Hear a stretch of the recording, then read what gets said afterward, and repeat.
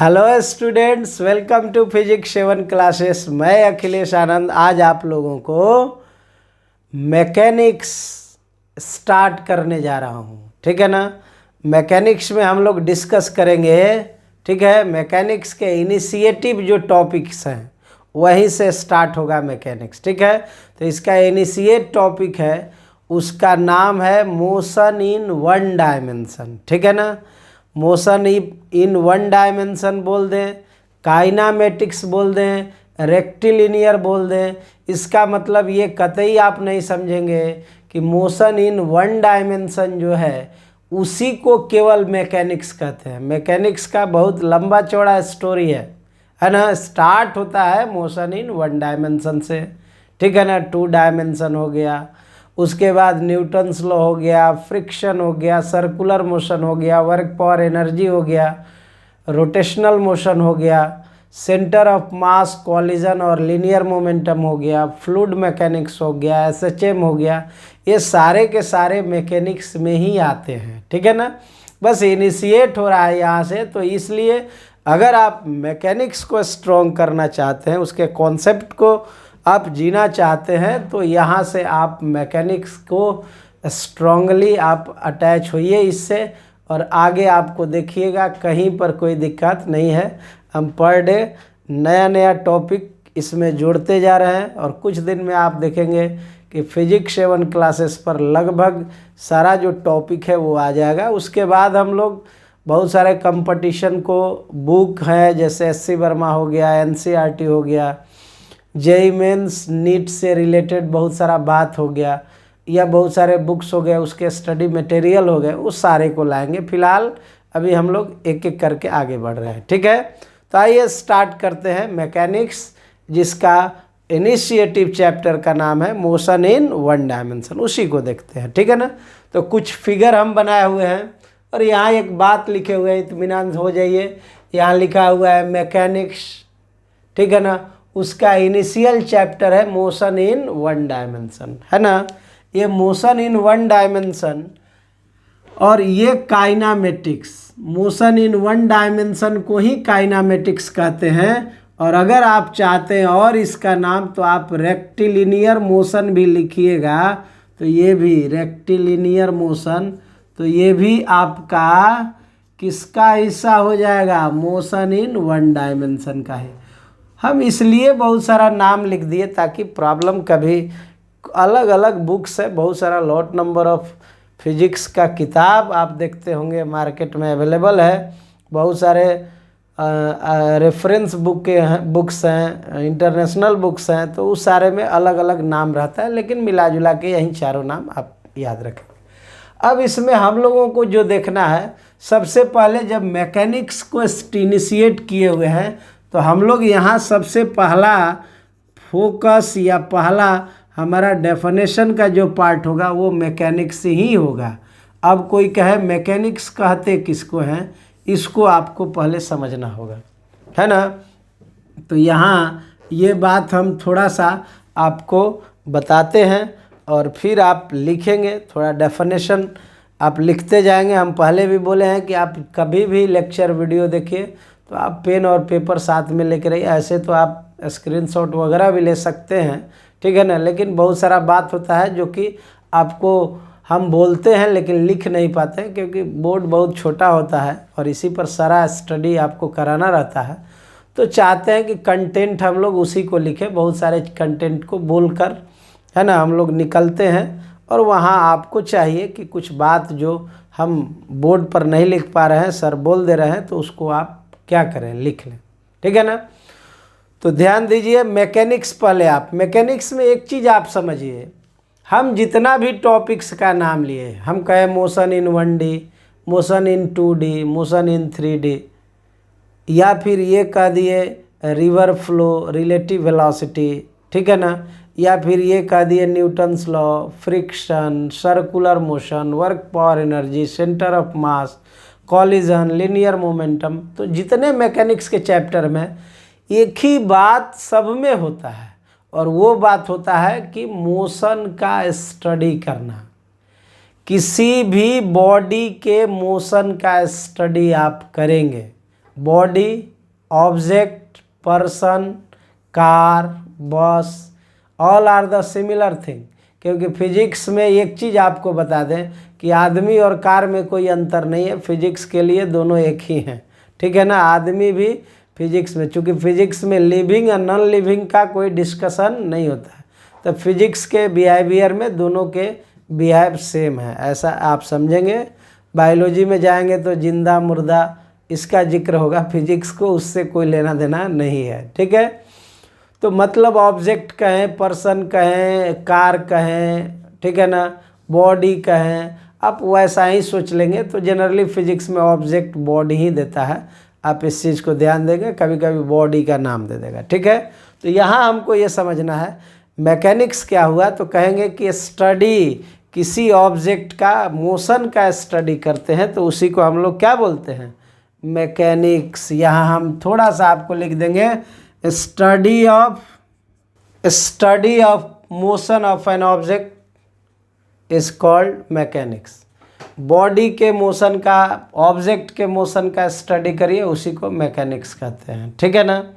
अब ये मैकेनिक्स के जो टाइप होते हैं वो दो टाइप के हो जाते हैं, ठीक है ना। मैकेनिक्स का दो टाइप हो जाता है। एक जो टाइप होता है उसको हम लोग ट्रांसलेशनल मैकेनिक्स कहते हैं, ट्रांसलेशनल मैकेनिक्स, ट्रांसलेशनल मैकेनिक्स। और एक मैकेनिक्स जो होता है उसको हम लोग कहते हैं रोटेशनल मैकेनिक्स।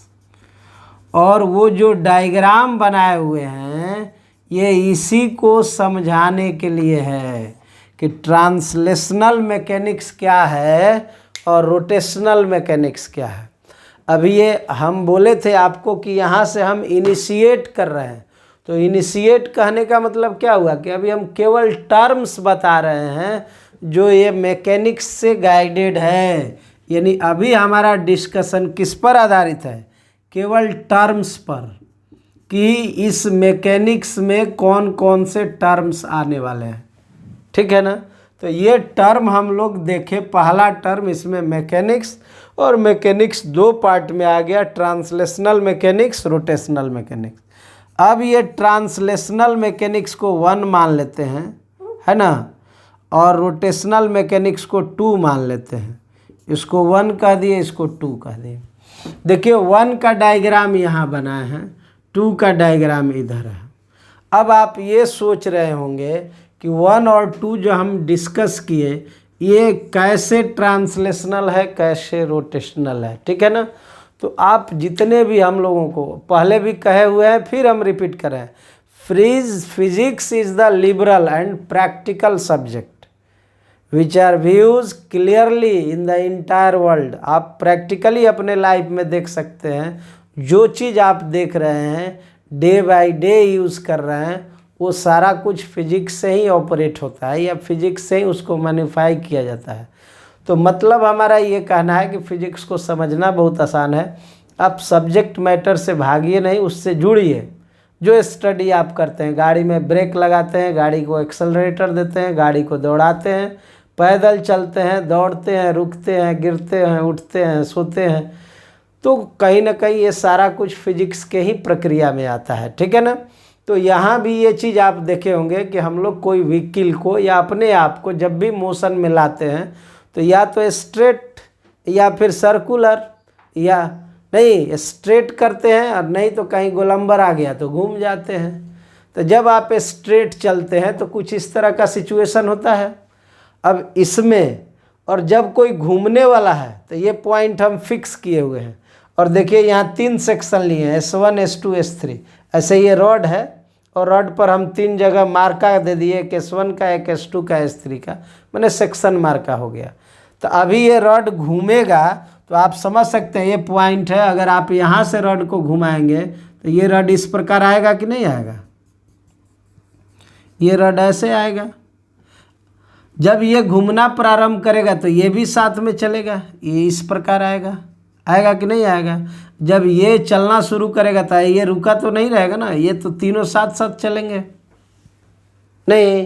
तो इस तरह का डायग्राम बन जाएगा आपका, है ना। अभी ये क्या है, इतना डायमेंशन में ये घूम रहा है। चलिए इसकी बात करें तो यहाँ देखिए ये आगे वाला लाइट है, इसलिए इसको HL का देते हैं हेडलाइट, इसको BL का देते हैं बैक लाइट। ये बीच में पर्सन हो गया। अभी इस गाड़ी को आप मोशन में ले जाइए, तो अभी हेडलाइट कितना डिस्टेंस तय किया देख सकते हैं, इतना तय किया। कोई कहे कि पर्सन कितना डिस्टेंस तय किया, आप कहिएगा इतना तय किया। कोई कहे बैक लाइट कितना डिस्टेंस तय किया, आप कहिएगा बैक लाइट इतना डिस्टेंस। ये SBL है, ये SP है और ये SHL है। SP मतलब distance covered by person, distance covered by headlight, distance covered by backlight. ठीक है, यहाँ S जो है वो सेक्शन है। तो मतलब हमारा यहाँ थोड़ा आपको डिस्कशन ये देना है कि आप देखिए जब ये कार चलना शुरू किया, मान लीजिए कार पर आप ही बैठे हैं, हम कह दिए कि टाइमर यहाँ से शुरू करते हैं, तो टाइमर जब स्टॉप वॉच शुरू होता है तो t=0, ठीक है ना। और यहाँ जब कार पहुँचा तो t मान लीजिए t सेकेंड, या आप कह दीजिए t=1 आवर, कुछ भी आप कह सकते हैं, t=1 सेकेंड। तो मतलब 1 घंटा बाद कार यहाँ है, तो 1 घंटा में कोई पूछे कि पर्सन कितना दूरी तय किया, हम कहेंगे ये SP किया। हेडलाइट कितना कर लिया, तो SHL कर लिया। अब आपसे पूछा जाए कि ये दोनों आपस में बराबर हैं, तो आपका जवाब क्या होगा? ये दोनों आपस में बराबर होंगे कि नहीं होंगे? एकदम होंगे। ये भी बराबर होंगे कि नहीं होंगे? एकदम होंगे। नहीं, मतलब तीनों आपस में क्या है? इक्वल है। लेकिन अभी इसकी बात करें तो देखिए आप, ये जब चलना शुरू किया t=0 पर, और फिर ये घूम के जब यहाँ आ गया, मान लीजिए t=t समय लगा, है ना। अब आपसे ये पूछा जाए कि उतना ही समय इसको भी लगा होगा, हम कहेंगे एकदम लगेगा। ये भी t=0, t=t, ठीक है ना, समय लगा। और ये भी t=0, चूँकि साथ साथ ना सब घूम रहा है। अब देखिए टाइम तो सबके लिए सेम लगा, लेकिन ये जो दूरी तय किया, देखिए तो कितना बड़ा दूरी हो गया, बहुत बड़ा। उससे कम इसका हुआ, उससे कम इसका हुआ, और नियरेस्ट जाएंगे तो सबसे कम तय करेगा। अब अंतर आपको समझ में आया? इसमें टाइम सेम लगा, इसमें भी टाइम सेम लगा, लेकिन ये इक्वल टाइम में इक्वल डिस्टेंस तय किया, लेकिन ये इक्वल टाइम में अनइक्वल डिस्टेंस तय किया। तो बॉडी का मोशन इक्वल टाइम इंटरवल में इक्वल डिस्टेंस तय करता हो, है ना। तो उस तरह के मोशन को हम लोग क्या बोलते हैं? Translational motion. और उसी के मैकेनिक्स को क्या बोलेंगे? Translational mechanics. लेकिन इक्वल टाइम में अनइक्वल डिस्टेंस तय करें, तब उसको हम लोग क्या बोलते हैं? Rotational motion. और उसी के मैकेनिक्स को क्या बोलेंगे? Rotational mechanics. तो ये दो टर्म का डेफिनेशन हुआ। आप कॉपी और पेन लिए हैं तो इस बात को लिख सकते हैं। हम थोड़ा स्लो मोशन में आपको बोल रहे हैं। कहेंगे इसके लिए, if the orientation of the body does not change during the motion and the different parts of the body covers equal distance in the equal time interval, या different parts of the body have identical motion, identical distance, then that type of motion is called translational motion and its mechanics is called rotational mechanics, translational mechanics। ठीक है ना। तो ये हुआ translational mechanics का definition. इसमें आ जाए तो आप कहिएगा, if the orientation of the body changes during the motion and the different parts of the body covers different distance during the motion, that is different parts of the body covers different distance on equal distance। ठीक है, then this type of motion is called rotational motion and its mechanics is called rotational mechanics। ठीक है ना। तो translational का भी definition जान गए और रोटेशनल का भी डेफिनेशन जान गए। ठीक है ना। एक बात और आपको हम कहेंगे और वो ये कि अगर पूछे कि ट्रांसलेशनल मैकेनिक्स को आप पॉइंट पार्टिकल मान सकते हैं, इसके बॉडी को पॉइंट पार्टिकल मान सकते हैं, हम कहेंगे इंटायर बॉडी जो है उसका बिहेवियर क्या है, सेम है। देखिए, क्योंकि इक्वल टाइम में इक्वल डिस्टेंस तय कर रहा है, तो पूरे बॉडी को हम पॉइंट पार्टिकल माने तो कहीं कोई दिक्कत नहीं होगा। नहीं तो in translational motion the complete body is treated as the point object या point particle, but in rotational motion the entire body does not to be treated as a point particle because parts of the body have non identical behaviour, मतलब different behaviour है, इसलिए इसको पूरा का पूरा को आप पॉइंट पार्टिकल या पॉइंट ऑब्जेक्ट नहीं मान सकते। ठीक है, तो आपको कहीं इसमें दिक्कत नहीं हुआ। तो हम लोगों का डिस्कशन कंप्लीट हुआ ट्रांसलेशनल मैकेनिक्स और रोटेशनल मैकेनिक्स पर। एक बात हम कहेंगे कि ट्रांसलेशनल मैकेनिक्स और रोटेशनल मैकेनिक्स को हम लोग डिस्कशन में, ठीक है ना, यूज़ नहीं करते हैं। ठीक है ना। तो मैकेनिक्स का एक और टाइप है, ठीक है ना, जो इसी से रिलेटेड है, उसको हम लोग यूज़ करते हैं। तो पहले उसको देख लेते हैं वो क्या कहता है, तब हम लोग उसके नेक्स्ट टर्म को देखेंगे। ठीक है ना। जैसा कि हम बताएं कि मैकेनिक्स को आपको जिसको पढ़ना है उसको दो कैटेगरी में करते हैं। देखिए, अभी हम यहाँ डायग्राम बनाए हुए हैं। अब देखिए, मैकेनिक्स को कहे कि दो टाइप है, एक खुद काइनामेटिक्स और दूसरा क्या है, डायनामिक्स। काइनामेटिक्स को एक मान लेते हैं और डायनामिक्स को दो मान लेते हैं। किताब में ये दो टर्म आपको एनसीईआरटी के बुक वगैरह में मिल जाएंगे। तो अभी हमारा डिस्कशन ही वही है ना। पहला डिस्कशन हम पूरा किए, उसका नाम क्या था, मैकेनिक्स था, यहाँ हम लिख रहे हैं। दूसरा जो टर्म हम लोग पढ़े, पहला टर्म मैकेनिक्स, फिर इसका एक टर्म बताया गया ट्रांसलेशनल मैकेनिक्स, है ना। और फिर हम लोग देखे ट्रांसलेशनल मैकेनिक्स के बाद क्या, रोटेशनल मैकेनिक्स, है ना। और अभी हम लोग जो टर्म देखने जा रहे हैं वो है काइनामेटिक्स। उसके बाद टर्म हम लोग देखेंगे डायनामिक्स, है ना। इसके बाद हम लोग आएंगे रेस्ट और मोशन पर। किस पर, रेस्ट और motion, study of rest and motion, study of rest and motion. तो ये धीरे धीरे हम उसके तरफ बढ़ रहे हैं, क्योंकि ये सब टर्म्स हैं जो आपको जानना ही जानना है, क्योंकि प्रॉब्लम में ये आएंगे डायरेक्ट या इनडायरेक्ट रूप में। ठीक है ना। तो इस चीज़ को जानना है। आगे और बढ़िएगा, इसमें रेफरेंस फ्रेम आता है, रेफरेंस फ्रेम, या आप कहिएगा फ्रेम ऑफ रेफरेंस। तो ये 5 टर्म, जिसमें 5 में अभी हम 2 डिस्कस कर चुके हैं, ट्रांसलेशनल मैकेनिक्स और रोटेशनल मैकेनिक्स। काइनामेटिक्स और डायनामिक्स पर बहस जारी है। उसके बाद ये दोनों टर्म पर हम लोग डिस्कशन करेंगे। ठीक है ना। उसके बाद ये लेक्चर वीडियो, ये इंट्रोडक्शन वीडियो या लेक्चर वीडियो आप कहिए, इनिशियल चैप्टर का समाप्त हो जाएगा। ठीक है। उसके बाद हम लोग फिर नेक्स्ट टॉपिक में आएंगे, जैसे कि काइनामेटिक्स का जो नेक्स्ट टॉपिक होता है।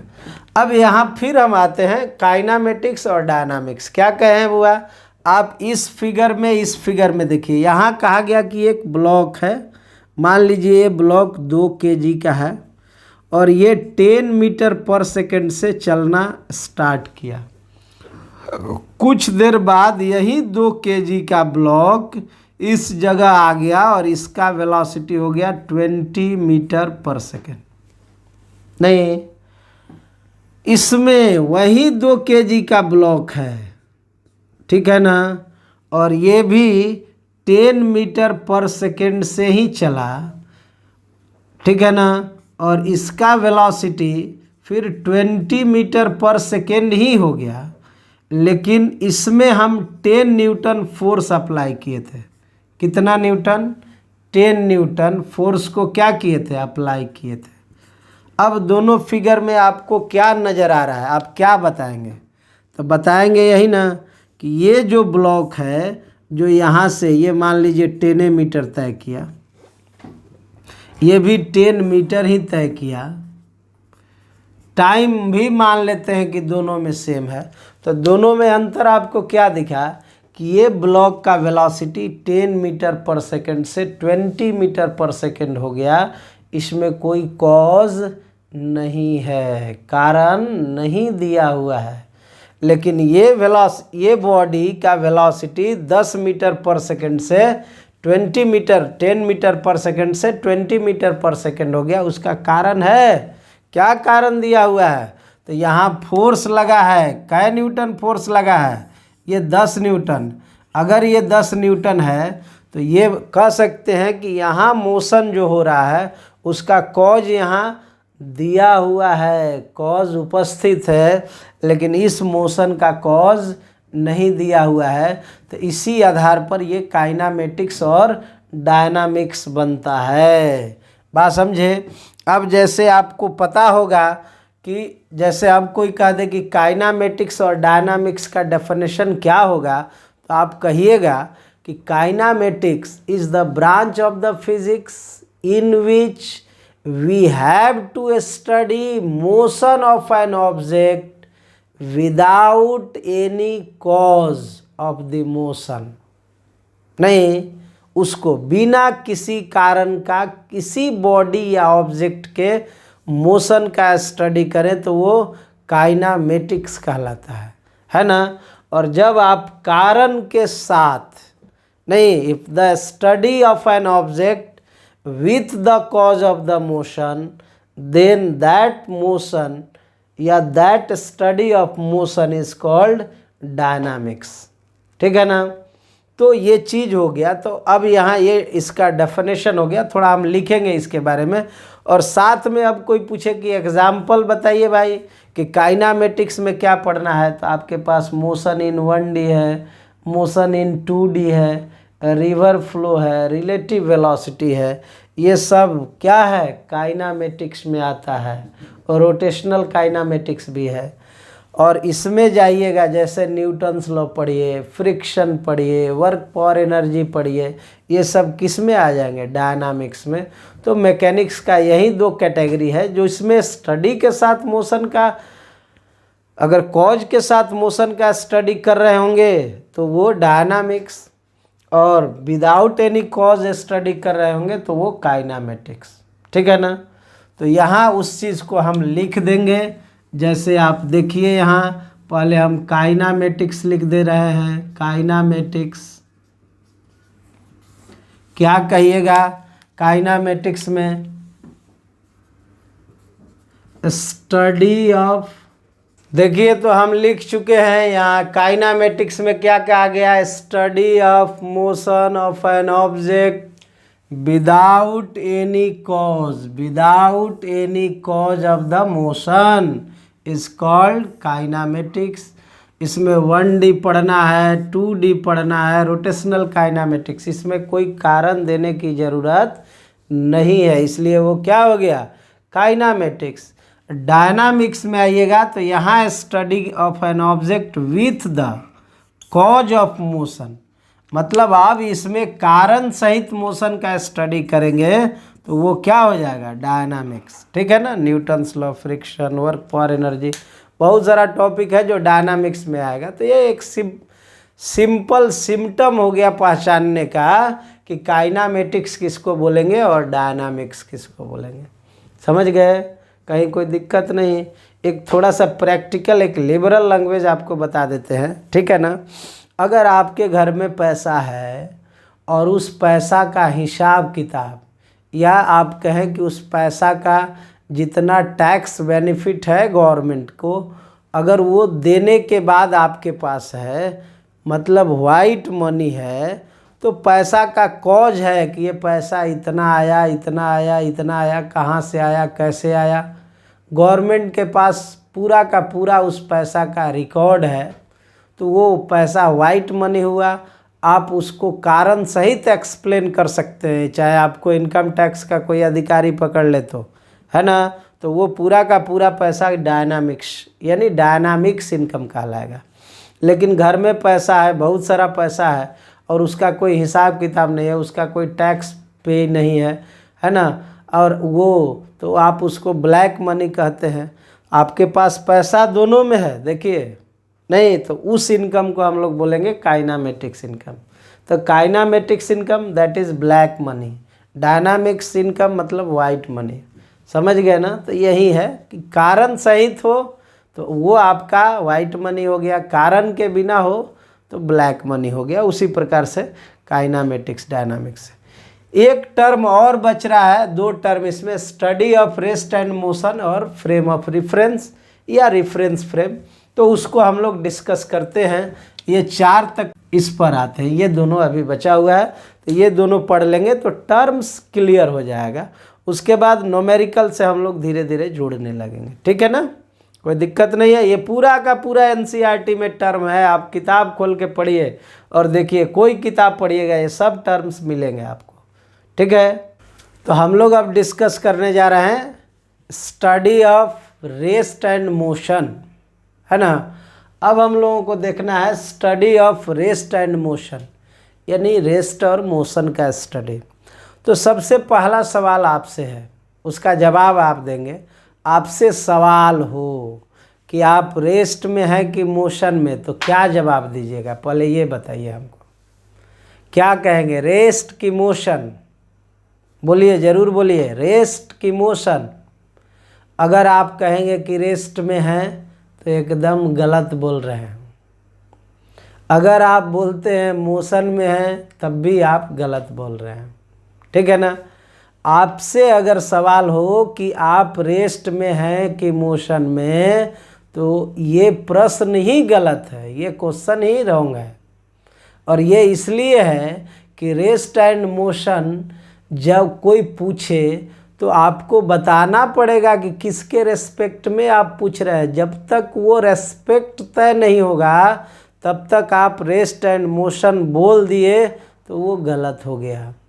एक सीधा एग्जाम्पल, जैसे आपसे हम कहें कि बताइए कि ये आदमी मामा लगता है कि चाचा लगता है, तो आप तुरंत न कहिएगा किसका, नहीं, बात समझे। अगर हम कह दिए देश के कोई भी नामचीन आदमी को ले लिए, हम कहें कि अभिषेक बच्चन क्या लगते हैं, नहीं, तो अभिषेक बच्चन क्या लगते हैं तो उसमें जोड़ना पड़ेगा ना, किनके भाई, अमिताभ बच्चन के, तो अमिताभ बच्चन के वो बेटा लगते हैं।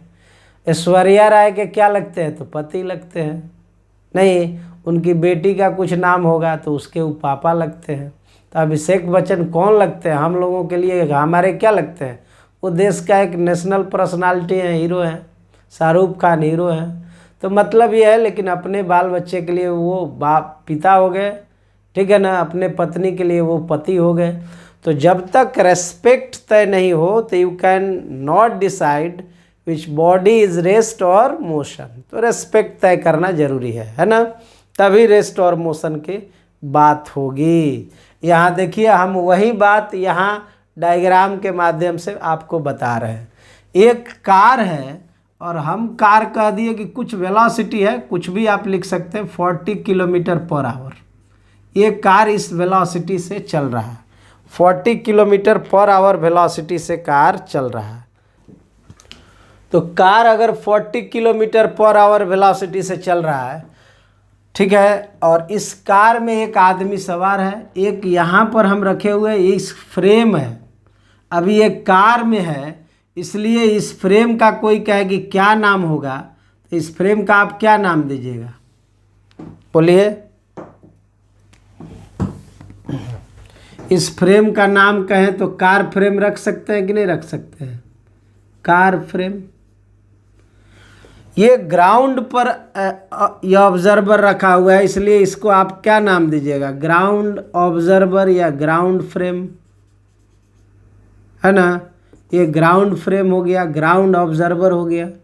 आप इसको नाम देना होगा तो ग्राउंड ऑब्जर्वर कह दीजिए। ग्राउंड ऑब्जर्वर, कार फ्रेम कहिए या कार ऑब्जर्वर कहिए, कार ऑब्जर्वर। तो मतलब हमारा ये हुआ कि ये कार ऑब्जर्वर के रेस्पेक्ट में अगर पर्सन पी का वेलोसिटी आपसे मांगा जाए, यहाँ हम लिख रहे हैं state of person P, state of person P, यानी पर्सन पी की अवस्था क्या है। आप कहिएगा रेस्ट में है कि मोशन में है, यही ना दो अवस्था होगा। यहाँ तो सॉलिड, लिक्विड और गैस नहीं ना होगा। तो इन रेस्ट या इन मोशन, दो ऑप्शन हम दे रहे हैं, इन रेस्ट, इन मोशन। तो कहेंगे ये दोनों सही है, लेकिन कब सही है? In rest with respect to, with respect to, किसके रेस्पेक्ट में? बोलिए। तो ये आदमी इस ऑब्जर्वर के रेस्पेक्ट में क्या है? रेस्ट में। आप कार में बैठे हैं, ड्राइवर जब कार को चलाता है तो आप आगे बैठे हो या पीछे, आप ड्राइवर के साथ चलते हैं कि दोनों के बीच कुछ गैप होता है?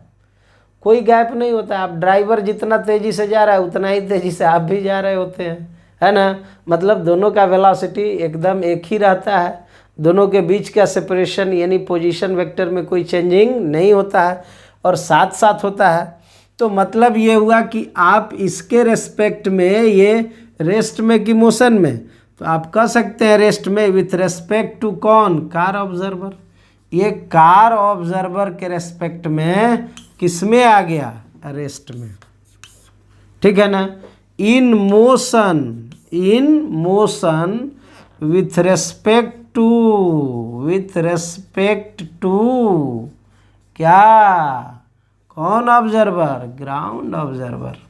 तो क्या सीखे दोस्त आप इसमें? क्या सीखे कि रेस्ट है कि मोशन है, ये तय करेगा कौन? Observer.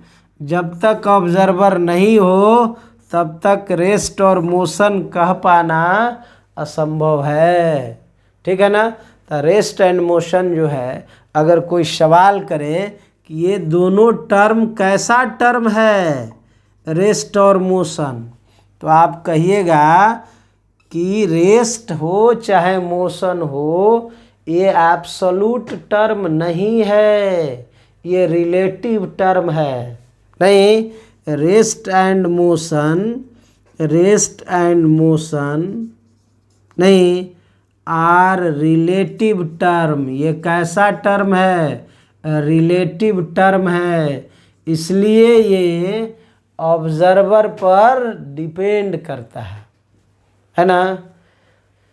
Rest and motion are relative term, it depend, it's depends on body and observer, body and observer. और इसी ऑब्जर्वर को आप फ्रेम ऑफ रिफरेंस या रिफरेंस फ्रेम कह सकते हैं। क्लियर हुए? तो ये हुआ आपका रेस्ट और मोशन का एक रिलेशनशिप, है ना। दूसरा बात ये कि कोई कहे रेस्ट का डेफिनेशन क्या होगा? भाई ये तो हो गया कि रेस्ट है और ये मोशन है। रेस्ट का डेफिनेशन तो आप देखिए, यहाँ आप कहिएगा किसी बॉडी का पोजीशन वेक्टर किसी दूसरे बॉडी के रेस्पेक्ट में चेंज नहीं हो रहा हो तो उसको हम लोग क्या बोलेंगे? रेस्ट। अगर किसी बॉडी का पोजीशन वेक्टर किसी दूसरे बॉडी के रेस्पेक्ट में चेंज हो रहा हो तो क्या बोलेंगे? मोशन, है ना। तो यहाँ रेस्ट और मोशन का डेफिनेशन लिखते हैं। पहले हम आपको रेस्ट एंड मोशन का एग्जैक्ट क्या होगा डेफिनेशन वो हम यहाँ लिख देते हैं, ठीक है ना। या फिर बोलिए तो लिखा देते हैं। चलिए लिख देते हैं, स्पेस है हमारे पास तो लिख देते हैं कि रेस्ट और मोशन किसको कहते हैं, ठीक है ना। तो देखिए अभी हम रेस्ट और मोशन का डेफिनेशन वहाँ लिख चुके हैं। क्या बताया गया, if the position vector, rest में if the position vector of any body does not change, change नहीं करे, पोजीशन वेक्टर चेंज नहीं हो रिलेटिव टू रिफरेंस बॉडी या ऑब्जर्वर, तब हम कहेंगे वो बॉडी किस में है दोस्त, रेस्ट में है। यही पोजीशन वेक्टर चेंज करने लगे, changing with time relative to reference frame, then that body is in motion, तब वो बॉडी किस में है, मोशन में है। तो ये बात क्लियर हुआ, रेस्ट किसको कहेंगे, मोशन किसको कहेंगे। तो ऐसे ब्लाइंड आपसे कोई करे कि आप रेस्ट में हो कि मोशन में, तो तुरंत आप बोलिएगा कि पहले आप रेस्पेक्ट तय करिए, किसके रेस्पेक्ट में पूछ रहे हैं, तब हम डिसाइड कर पाएंगे कि बॉडी रेस्ट में है कि मोशन में है। अच्छा, इसमें एक बात और, जैसे आपसे ये पूछता है, एक पूछता है एब्सोल्यूट रेस्ट, एब्सोल्यूट रेस्ट या फिर एब्सोल्यूट मोशन, एब्सोल्यूट मोशन। देखिए हम दो नाम दे दिए, एब्सोल्यूट रेस्ट और एब्सोल्यूट मोशन। ये कोई कहे इस टर्म का एग्जिस्टेंस है कि नहीं, तो आपका क्या जवाब होगा। एब्सोल्यूट का मतलब आप समझते हैं, जो कि रिफरेंस बॉडी से इंडिपेंडेंट है। जैसे कि आप किसी भी धर्म को मानने वाले हैं, इस्लाम मानने वाले हैं, तो आपके लिए अल्लाह हैं, आपके दादाजी के लिए भी अल्लाह है ना, पैगंबर जो भी हैं। अगर आप हिंदू धर्म के हैं तो सबके लिए श्री राम हैं, वो भगवान हैं, भगवान शंकर हैं, भोलेनाथ हैं। मतलब ये आपके लिए भी है, आपके पिताजी के लिए भी है, आपके माताजी के लिए भी है, आपके पत्नी के लिए भी है, आपके बाल बच्चे के लिए भी है। नहीं, मतलब ये है कि वो एब्सोल्यूट रिलेशन कहला जाएगा, नहीं जो कि सब पर लागू होता है। जैसे आप मदर टेरेसा का नाम सुने होंगे, तो हम लोग भी उसको मदर टेरेसा कहते हैं, हमारा बाल बच्चा भी मदर टेरेसा बोलेगा, हमारे दादा भी मदर टेरेसा। मदर का एक उपाधि है, वो सबके लिए मदर है। महात्मा गांधी को बापू बोलते हैं, तो that is the absolute relation. वो हमारे लिए भी बापू हैं, हमारे बाल बच्चों के लिए भी बापू हैं, हमारे पिताजी के लिए भी वो बापू ही हैं, ठीक है ना। तो एब्सोल्यूट रिलेशन उसी को बोलते हैं। जैसे आप बहुत सारा, जैसे आप बिल्ली को देखकर कहते हैं बिल्ली मौसी, है ना, बात समझे। चांद को देखकर कहते हैं चंदा मामा। तो ये सब जो है वो मामा हुए, तो आपके भी मामा हुए, आपके मामा के भी मामा हुए, आपके पिताजी के भी मामा हो गए, तो वो सब एब्सोल्यूट रिलेशन। लेकिन एब्सोल्यूट रेस्ट, ऐसा दुनिया में कोई वस्तु नहीं है जो सबके रेस्पेक्ट में रेस्ट में है। ये कहना गलत हो जाएगा ना। ट्रेन में आप बैठे हुए हैं, तो आप ट्रेन में, ट्रेन के रेस्पेक्ट में रेस्ट में है, जबकि बगल वाले पेड़ के रेस्पेक्ट में क्या है, मोशन में। लेकिन आपको लगता है कि वो पेड़ मोशन में है, जबकि एक्चुअल में आप मोशन में हैं, ठीक है ना। तो मतलब हमारा ये कहना है कि एब्सोल्यूट रेस्ट और एब्सोल्यूट मोशन का कोई एग्जिस्टेंस नहीं है। यहाँ लिख देते हैं आर मीनिंगलेस टर्म। ये कैसा टर्म है, मीनिंगलेस टर्म है, इसका कोई मीनिंग नहीं है, मीनिंगलेस टर्म। इसलिए आप इस पर कभी बहस नहीं करेंगे, ये मीनिंगलेस टर्म है, ठीक है ना। रेस्ट और मोशन ये रिलेटिव है, rest and motion are relative term, और ये रिलेटिव टर्म एक बार हम फिर लिख दे रहे हैं, रिलेटिव टर्म है और ये डिपेंड करता है किस पर, बॉडी पर और ऑब्जर्वर पर, जो कि पहले भी हम लिख चुके हैं, ठीक है। तो रेस्ट एंड मोशन में आपको कहीं परेशानी नहीं होगा, आप आराम से इसको देख लेंगे, ठीक है। तो अब हमारा मिला जुला के एक टॉपिक और एक इसमें एक कह सकते हैं कि हमारा और रह गया, डेफिनेशन बताना।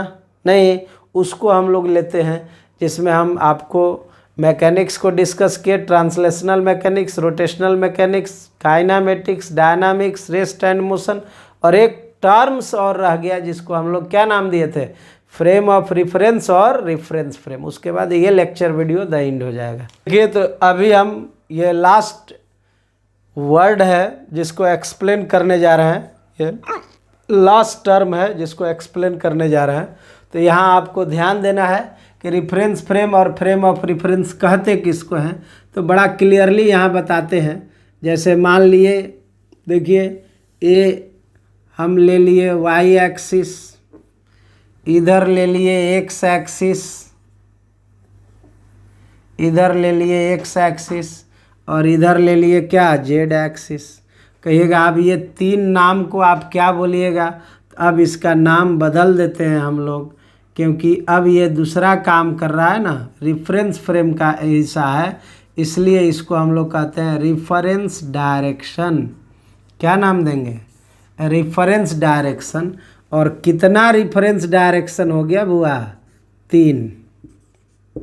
रेफरेंस डायरेक्शन कितना हो गया, 3। यहाँ पर एक ऑब्जर्वर को सेट कर दीजिए, अटैच कर दीजिए ओरिजिन के साथ। ये ओरिजिन को हम लोग नाम देते हैं रेफरेंस पॉइंट। क्या नाम है, रेफरेंस पॉइंट, या आप इसको ओरिजिन कहें, कोई दिक्कत नहीं है। रेफरेंस पॉइंट कहें या ओरिजिन कहें, है ना, रेफरेंस पॉइंट या ओरिजिन। इसको हम लोग कहते हैं रेफरेंस बॉडी, रेफरेंस बॉडी, या इच्छा हो तो आप ऑब्जर्वर कहिए, ऑब्जर्वर, है ना। अब कहिएगा ये सारे लोग मिल के क्या करेंगे भाई, तो एक पाथ हम यहाँ डिसाइड कर दिए, कह दिए यहाँ एक पार्टिकल है जो कि t1 समय पर यहाँ है, और ये पार्टिकल का पोजीशन वेक्टर हम कह दिए ये r1 है। इस पार्टिकल का पोजीशन वेक्टर हम कह दिए r1 है। कुछ देर बाद पार्टिकल चल के यहाँ पहुँच गया, इसका position vector r2 time t2 हो गया। जिस पाथ पर गया ये पाथ ऑफ मोशन हुआ। अब कहिएगा ये पाथ ऑफ मोशन या मोशन ऑफ पाथ कहिए, मोशन ऑफ क्या, पाथ। तो अब ये कहिएगा कि ये हो क्या रहा है भाई, हम कहेंगे कुछ नहीं हो रहा है, बस यही हो रहा है कि बॉडी के मोशन का स्टडी कराने के लिए जो हम लोग 3 रेफरेंस डायरेक्शन ओरिजिन के साथ अटैच करके एक ऑब्जर्वर को सेट कर देते हैं, तो वो इंटायर कॉम्बिनेशन जो है उसी को हम लोग क्या कहते हैं, रेफरेंस फ्रेम या फ्रेम ऑफ रेफरेंस। यानी फ्रेम ऑफ रेफरेंस और reference frame is the combination of 3 reference direction attached with the origin with observer. The combination of these terms is called frame of reference या reference frame। ये सारे term का जो combined रूप है उसी को हम लोग फ्रेम ऑफ रेफरेंस या रेफरेंस फ्रेम कहेंगे, ठीक है ना। तो यहाँ इस बात को हम लिख दे रहे हैं, फ्रेम ऑफ रेफरेंस और रेफरेंस फ्रेम, ठीक है। देखिए तो यहाँ लिखे हुए हैं ये फ्रेम, ये रेफरेंस फ्रेम कहें या फ्रेम ऑफ रेफरेंस, मतलब यही है, set of the 3 axes XYZ coordinate axes attached with the observer और reference body, attached with the observer और reference body at origin, at क्या, ओरिजिन, या फिर आप रेफरेंस पॉइंट भी कह सकते हैं, attached with observer at the origin. इसी को हम लोग रेफरेंस फ्रेम या फ्रेम ऑफ रेफरेंस कहेंगे। अच्छा, बेसिक बात ये है, इतना लंबा चौड़ा रटने से या समझने से बेटर होगा। जैसे मान लो बाबू यहाँ एक आदमी को हम सेट कर दिए, ठीक है ना, या फिर ये कहें कि अब इसका, ये आदमी का अगर हम यहाँ नहीं यहाँ कह देते हैं, एक आदमी है यहाँ, और आप ये समझ लीजिए कि इसका वाई एक्सिस ऊपर है, एक्स एक्सिस इधर है और जेड एक्सिस इधर है, ठीक है। अब ये मोशन में है, अगर नहीं बात समझे, ये आदमी के पास 3 विकल्प है। पहला ये रेस्ट में रह सकता है, मोशन में जा सकता है, एक्सेलरेटेड मोशन में जा सकता है। तो अगर ये रेस्ट में रहेगा तो इसको नाम दीजिएगा कौन frame, static frame of reference, या आप स्टैटिक फ्रेम भी कहिएगा तो काम चल जाएगा। मोशन में जाएगा तो इसका क्या नाम दीजिएगा, मूविंग फ्रेम, है ना। और अगर ये एक्सेलरेटेड मोशन में रहेगा तो क्या नाम दीजिएगा, एक्सेलरेटेड फ्रेम। तो ये सब टेक्निक है, दुनिया का हर वो चीज़ जो देख के दूसरे के बारे में बता रहा है वो सब के सब क्या है, फ्रेम ऑफ रेफरेंस ही है। कहीं कोई दिक्कत नहीं है, आप फ्रेम ऑफ रेफरेंस को लिख लेंगे, ठीक। तो देखने के लिए जो हम लोग फ्रेम, जो बॉडी ऑब्जर्वर या एक्सिस को एक साथ मिला देते हैं उसी को फ्रेम ऑफ रेफरेंस कहते हैं। तो आई होप दैट जितना मैकेनिक्स में टर्म है वो सारा का सारा टर्म हम लोग डिस्कस कर दिए और आपको ये पूरा ब्रीफली डिस्क्रिप्शन के साथ बताए हैं, ठीक है ना। तो इसमें आप एंजॉय किए। अब हम लोग इसमें बढ़िया से आप देख लेंगे, एक दो बार लेक्चर वीडियो देखिएगा, पूरा कॉन्सेप्ट क्लियर हो जाएगा। किताब जरूर देखिएगा, किताब में सारा कुछ दिया हुआ है। हम किताब खासकर एनसीईआरटी से एक लाइन भी इधर उधर जाने वाले नहीं हैं। थ्रू एनसीईआरटी पूरा सिस्टम है। ये अलग बात है कि एनसीईआरटी में आगे पीछे करके दिया हुआ है, ठीक है ना, हम लोग उसको ऑर्डर में आपको बताते हैं। और सारे यूट्यूब चैनल पर लेक्चर वीडियो देखते हैं बहुत सारे, जिनके सब्सक्राइबर हैं, व्यूअर हैं, और पता नहीं वो क्यों है भाई, कैसे हैं। अब उतना हमको बुराई करने नहीं आता है, लेकिन आपको कहेंगे कि वो कुछ नहीं पढ़ाते हैं, है ना। कुछ पढ़ाते भी हैं तो इस तरीक़ा से लगता है कि उनको कुछ आ नहीं रहा है, या आ भी रहा है कि नहीं आ रहा है वो तो नहीं हम जानते हैं। लेकिन टेक्निक चाहिए वर्ड का एक कम्बिनेशन, है ना, जो कि मेरे चैनल पर जो भी आप टॉपिक पढ़िएगा स्टार्टिंग टू एंड आपको देखने को मिलेगा, ठीक है ना। तो चलिए हम लोग दूसरा की बुराई नहीं करें, अपने अच्छाई पर ध्यान दें और अच्छा करते रहें, ठीक है। तो फिर वही कहेंगे कि आप ध्यान से पढ़िए, और कोई कमी हो तो आप ज़रूर कमेंट वगैरह हमें पूछिए, सब्सक्राइबर बढ़ाइए, व्यूअर बढ़ाइए, ठीक है। मिलते हैं नेक्स्ट लेक्चर वीडियो इसी का काइनामेटिक्स का पार्ट 2 में, ठीक है। अभी ये पार्ट 1 था काइनामेटिक्स का, ठीक है ना।